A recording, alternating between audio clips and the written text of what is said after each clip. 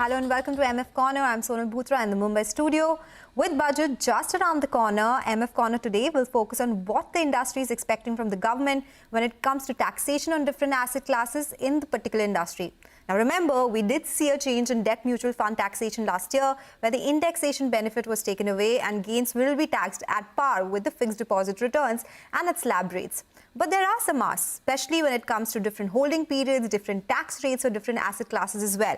So we'll discuss that with our guests today and the experts on the show as well. But before we do that, let's just revise the tax rates that we have right now in terms of mutual funds and the holding period as well. Now for equity funds, short-term capital gains are for a period where the asset is sold within 12 months, and it is long-term capital gains if the asset is sold after 12 months or longer. For debt funds, it's always short-term. This is, of course, after 31st March 2023, last year when that change came about. For hybrid equity-oriented funds, again, it's called a short-term capital asset or a gain or a loss when it's sold within 12 months. And if it is more than 12 months or 12 months, it's a long-term capital gain. For hybrid debt-oriented funds as well, it's always short-term. But always remember, long-term capital gains of up to 1 lakh are exempt from taxation.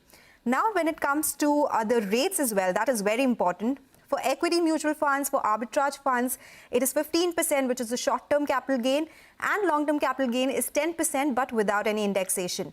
Other funds would be that invest at least 65% in equities, but for debt mutual funds, as we pointed out, it's always the slab rate on which it is taxed. If you talk about the other funds, be it conservative hybrid funds, again, it's always the slab rate. For the floater funds, which will basically invest at least 65% in floating rate instruments, it again is slab rate. And for aggressive hybrid funds, which will have equity component between 65 to 80% and debt component between 20 to 35%, it is 15% on short-term capital gains, but 10% on long-term capital gains. But again, there is no indexation available here. So these are the broad numbers and the broad rates that you need to remember. But let's get in the experts on the show today. We have a power-packed panel. Let's welcome Harshvardhan Roongta of Roongta Securities, Amarpal Chadda, tax partner at EY India, and Sushant Bhansali, Chief Executive Officer at Ambit Asset Management. Gentlemen, thank you so much for joining us today. And we just saw some visuals as well of the AMCs, of brokers and the associations meeting Finance Minister Nirmala Sitharaman ahead of the budget session. So there have been a lot of asks. But let me come to you and start with you, Mr. Chadda. A lot changed last year, but in terms of mutual fund industry, what are some of the major asks that the industry has when it comes to budget changes? Sure, Sonal. And you're right, there's been a very big change last year. So the entire scenario around debt has become very difficult. Whatever we are hearing from, and typically for the mutual fund from the AMFI, the association has put across a charter of changes that they are looking at. And I think top of the list is that if the switches between a regular plan or a direct plan, a growth or a dividend plan, could that be eliminated? The tax element out of a switch could be eliminated. That's one thing which the lobby is expecting and is pushing for. I think the other one, the bigger one, is also the uniform tax rate for capital gains. So can the tax slabs be reduced, or can the tax categories be reduced so that the capital gains taxation becomes simpler?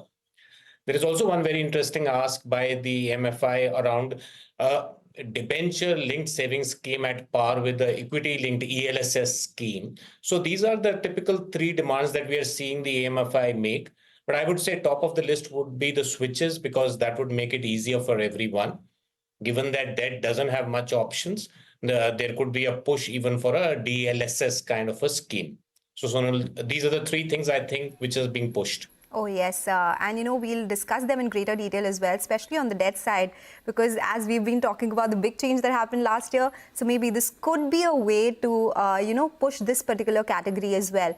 Mr. Bhansali, let me come to you. I wouldn't ask you specifically about mutual funds, but there are other aspects as well where assets under management, be it PMS, be it AIFs. What is the broader demand or the expectation that there is from the government this time?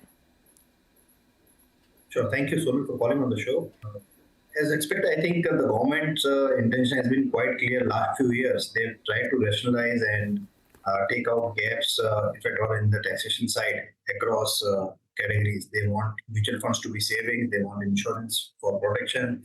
They want banks to be the lenders. That's why I think they've been changing the tax rates to both enable savers to use mutual funds as well as persuade them to go from debt products to more to banks and from insurance production companies. From the perspective of PMS and AIF, I think there are still some gaps and anomalies left compared to mutual funds and within AIF's different categories. One of the top demands on the AIF side has been to get category 3 AIFs, which invest primarily into equity markets, to bring them on par with category 2 and probably mutual funds as well on a pass-through basis taxation structure. Right now, the fund has to pay the taxes at the maximum marginal rate. And, we want this anomaly to be probably removed and get it in line with mutual funds and AIF category 2 with a pass-through structure, whereby investors will pay their own taxes depending on their own tax rates. So that's point one on AIFs. The second, on the PMS side, there are two things. First, probably the fees of PMS managers. That is right now not a deductible amount for most of the cases. It's not sort of a gray area, but a clarification will always help as part of rules and regulations within the taxation structure. If it gets crystallized, to treat that as an expense like what happens in mutual funds or AIFs. And the third, on the PMS side, I would say that if like mutual funds, if they are also charged tax on exits and churn from the PMS to another PMS rather than at the churn at the individual script level, like individual investors. So treat them alongside as professional managers, as PMS. So those, I would say, will be the key demands from the industry on PMS and AIF sides. Okay, all right. Very comprehensive. Thank you for that. And we'll discuss that in greater detail as well. But Mr. Rungta, let me come to you, because there are a lot of things that the industry wants. We don't really know what would go about, but some of the top demands that the industry you think should ask for or is already asking for. So, Sonal, I mean, there is a tax abnormality with regards to the gold funds. So, if an investor, and gold has become a popular investment option with investors, 2023, when in April 23, when the changes were effected with regards to the taxation funds, I mean, gold, I think, became a collateral damage, the gold funds typically. So, as of today, if an individual was supposed to invest in physical gold, if he or she holds on for 3 years, there is a long-term capital gains implication, which is 20% with the tax benefit. And with regards to gold funds, because the equity component is less than 35%, as you had rightly posted on your initially when you started with the tax slabs, the gold funds are taxed even if it is more than 3 years. The investor is taxed at slab rates, whereas if you're holding physical gold, then your taxation is different. For long-term capital gains is 20% with indexation benefit. So I think this collateral damage needs to be sorted out, and Finance Ministry would need to come out with some regulations and clarification rather to say that gold funds are out of this purview. With regards to other big bang changes, I don't think the government would want to make shake the apple cart. Retail investors have just started to make money into the equity market, so I think there has to be some rationality with regards to the holding period. So, we were talking about capital gains tax being increased, and I really hope they don't do that. And instead, they could most certainly consider increasing the holding period to say probably 2 years for qualifying to long-term capital gains. I think this is one thing that is expected to happen. With regards to ELSS and DLSS, I don't quite honestly see the Finance Ministry introducing a new tax exemption provision purely based on the fact that, because there is an ELSS, why not have a DLSS kind of a thing? Because the push of the government is anyways onto the direct tax, the new tax regime. So I don't see them introducing a new category at this juncture where they are planning to take away all the exemptions under Section 80C. Okay, all right. So there are a lot of things which are asked for, but maybe all of them won't happen. But Mr. Chadha, let me come to you, because we spoke about DLSS and ELSS. So just taking that point forward, one, do you think there's a possibility that ELSS tax benefits could be done away with because there's so much focus on new tax regime? And if not that, do you think DLSS is still a far ask and that is not something that could happen immediately? Yeah, I think, Sonal, a lot of guesswork is happening and a lot of representations are happening. So if I pick up today's recommendation from FICCI, PhD, all of them, there'll be too much of a ask. But your point is absolutely right. The focus is now on the new tax regime. And we all know under the new tax regime, ELSS doesn't exist. You don't get any special exemption for that. So if that is the focus area, will government sort of take a step back and bring in another scheme which is aligned to an old tax regime like a DLSS? I think that's a question which the finance minister would consider twice before recommending. So I think it's everyone's guesswork, but seems difficult given that it's not aligned to the new tax regime. Okay, that is again a question that has been going on since the time the new tax regime was introduced. But gentlemen, hold on. We have to take a quick commercial break. We'll come back with more queries and expectations on the budget. But as we do that, let's leave you with some important commentary. Finance Ministry has started consultation meetings and today financial sector and capital market representatives met with officials at the North Block with their budget wish list. Let's listen into what suggestions were given by Raman Agrawal, the co-chairman of Finance Industry Development Council, specifically for AMCs besides other areas. Yeah, so primarily it was the participants from the capital markets and NBFCs, and yeah, so there were no banks today except for Mr. Atul Goyal, who was there from the Punjab National Bank. So from our perspective, we've made 3-4 quick points. One, we said that now that the sector has grown to be 12.5% credit to GDP ratios, there stands at NBFC credit. And so there is a case to look at the funding because RBI is saying there is concern over dependence on banks. So that is where we raised that we need to have a direct handle for the government. So maybe a allocation of funds done to SIDBI or NABARD to do refinancing to NBFCs. And second point, we said since now the regulatory framework for NBFCs has been harmonized with that for banks, that remains incomplete if you are not given recovery tools like SURFACE. So that point, Madam did react also that we need to look at how these anomalies can be removed. AMCs basically they are talking more about how to encourage more. So a lot of discussion on the gift city part also. How do we ensure that the whatever capital should not be going out of India? How can we retain more that in India? And there were also suggestions made on some of the arbitrage funds.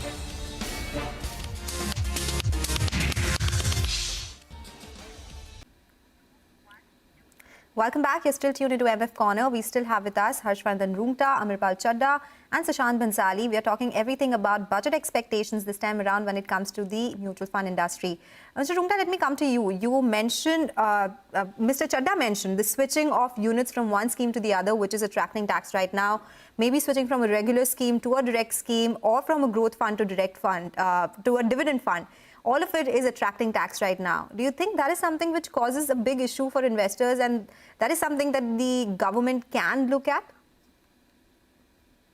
So, well, Sonal, honestly speaking, my personal view, I understand the pain that an individual investor faces. So am I. Even I am into the same category that if I'm switching between two schemes, I have to make tax payment. But honestly, my personal opinion is I don't see it to be unfair, quite honestly. I mean, look at it from an operational standpoint. I mean, if the tax combinations, I mean, if the tax implication, they're trying to say that all switches made from one scheme, the same scheme from dividend to growth or the direct to regular are exempt from taxation. How are you possibly going to keep a track of all this? How the tax authorities are going to ascertain the tax liability with so many permutation and combinations? Anyways, there are so many confusing provisions in income tax that, this could lead to further leakages. So while I wish it could happen, but I think it is quite too small to include it into the budget and ask the finance minister to make those changes just for the convenience of certain investors. So I just reiterate, I wish it could happen, but I don't see this happening because this will lead to a lot of leakages in tax. Okay, all right. You spoke about a lot of provisions. That is also something that the industry has been asking for, right? Have a simpler tax structure, simpler holding periods as well. Mr. Bhansali, do you agree with this? And are there any anomalies or do you think something that could be made simpler when it comes to AIFs and PMSs as well? Definitely, I agree with Mr. Rungta in terms of tax leakage issues which my government might think about those problems. Those simplicity is best, but any which way, if investors is wanting to take benefit with dividend and growth, between regular and direct, but definitely government needs to benefit from tax collection as well, as such. From a PMS and AIF perspective, I think the other big things which we can probably someday get comment. One on Ambit and REITs, I think that's increasingly investable category for retail investors, for institutional investors. There, if government can add some sweetener, probably that can make that category quite big. And remember, that category can play and help a lot in the infrastructure creation within the country. NHA has done a great job getting the roads and the sets utilized through this road. And many other sectors like power transmission, etc., are also following the same. So if they can become much better vehicles, then infrastructure creation from domestic investors can become really big. Given that it's a non-equity allocation for all, it can also be a great saving potential, especially for senior citizens. So that's another one I think would recommend. Okay, and InvITs and REITs, they were in focus in the last year's budget as well. There have been a lot of changes in terms of compliance already that came about in form of clarifications. Mr. Chadha, let me come to you. You know, one of the asset classes which has been doing really well this year has to be gold. But again, there are too many tax rates here: physical gold, gold fund, or sovereign gold bonds. All of them are taxed differently. Is this a conversation that has been in place for a long time? And do you think this also needs some sort of clarification and changes? Sure. And I think my panelist already covered the most important point on the taxability of the ETFs. I think barring that, today going for paperless gold in form of the sovereign gold bonds, it seems that's quite a good option for a retail investor to be invested in. One, definitely you get income from that, which is taxable, but a 2.5% income. No one minds having invested in gold and still getting a interest like a saving bank account. And with the superb advantage of non-taxability at the time of redemption. So if you hold the bond till the redemption, it's really from a tax efficiency perspective works well. Physical gold, very difficult to retain, a challenge, not a favorite with the current age group. But yes, the gold ETFs, I think was a win-win. Once the tax situation gets sorted, it will really be one of the easiest getting in and getting out option. Okay. Okay. And you're right, like while this generation likes paper gold or digital gold more, nobody can take away from the charm of physical gold as well, right? So we need to look at the tax rates there as well. But take your point. These are some of the factors that need to be kept in mind anyway. Mr. Rungta, let me come to you. We had a lot more questions, but we have limited time as well. So around 2 minutes is what my director says. If there are any other changes that you suggest from the personal finance or the mutual fund industry that could be taken up or should be taken up, something that the industry, the investors want, but maybe it is not taken into consideration yet? So, Sonal, I believe there are two areas which need very serious attention. So one is, I have been speaking about this since about 3 to 4 years now. There is a GST levied on Mediclaim premium, the premium that you pay for health insurance policies. Well, I think, it's the basic function of the government or the duty of the government to provide good healthcare facilities to its citizens. And very clearly, given our population and the health infrastructure, I don't think we are able to fulfill that requirement completely. So in order to encourage citizens to go in for health cover, I mean, Mediclaim premium and medical insurance policies are the only way. Well, the government does give you certain deductions in the form of Section 80D for the premiums that you pay, which again will be taken away in the new tax regime. So I think charging an 18% GST on that premium is extremely cruel. I mean, given the rise in the cost of medical treatment and subsequently the rise in the premiums that year on year, I think there has to be some mind put on to whether a levy of GST is necessary. If you look at the fiscal year 2023 data points, the total health insurance premium collected by the entire industry was approximately 90,000 crores.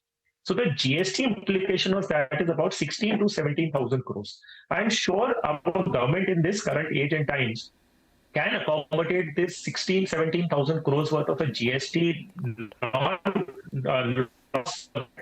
in some other provisions. So I think this is something that I've been talking about since the last 3 to 4 years, and I'm hoping that there is something that will be taken up. The other area that requires a lot of attention again is the taxability on ULIP policies and life insurance policies. Well, there is a provision which says that if you're paying a premium up to 2,50,000 in a year in a ULIP policy, then the entire tax, the maturity proceeds that you will tax exempt. So there is no tax on that. We just spoke about a situation where the switches that you make into mutual funds are taxable. We're looking at all those kind of things. And on the other hand, you have a ULIP policy where an individual can pay 2,50,000 rupees in a year, and the entire gains that you make on that is tax exempt. Well, it doesn't kind of make sense when you have a product like a mutual fund being taxed and only 1 lakh rupees that you have on equities is exempt from taxation. And on the other side, you have 2.5 lakhs being paid over a couple of years. And all the gains that you make on that, on maturity, there is no capital gain whatsoever, where it functions exactly like a mutual fund where there are units. And the switches that you make in between that, whether you move from an equity to debt or debt to hybrid, there is no taxation whatsoever. Whereas we're talking about switch from a direct plan to regular being taxed here. So I think this kind of a tax abnormality needs to again be taken care of. And these are the two provisions which I think require immediate and urgent attention of the tax authority. Okay, all right. Take that point. Gentlemen, thank you so much for joining us today. These are some of the important points that one needs to be aware of. Be careful of ahead of that big budget as well. And mutual funds, the industry has been growing. We are seeing big surge coming in retail investors and big surge in SIPs as well. So we'll see which way things go. But thank you so much for joining us today. We'll touch base with you again as and when there are more updates on this one. With that, we'll take your leave on this edition of MF Corner today. But stay tuned for Closing Bell to take you through the last hour of trade.